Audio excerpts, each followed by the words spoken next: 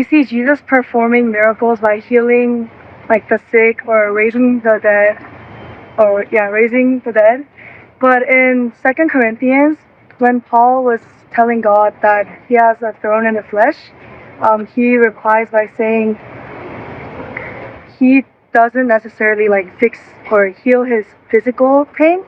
And I was wondering, like, who, obviously God decides whether to do it or not, but how do we know?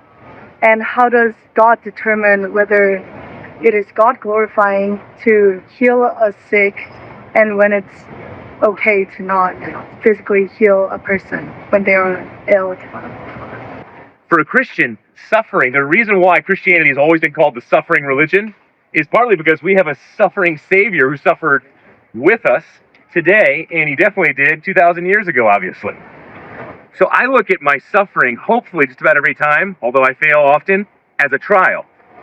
Not a trial in the sense of God is playing a dirty trick on me, but a trial in the sense of if I'm with a person who's very annoying, that becomes my thorn in the flesh. That could have been Paul's thorn in the flesh, the Judaizers. They were very annoying, teaching the wrong doctrine and always making fun of Paul. Okay, well, you're going to look at that and just say, God, get them out of my life. That's a major annoyance. Or you're going to look at it and say, wow, this is an opportunity for me to become a more patient, loving person. This is an opportunity for me to grow in inner peace outside of what somebody else says or does about me, rather than getting absorbed into their emotions or absorbed into their critique of me. So for a Christian to always see suffering as something to learn from is crucial, but that does not mean all suffering is good.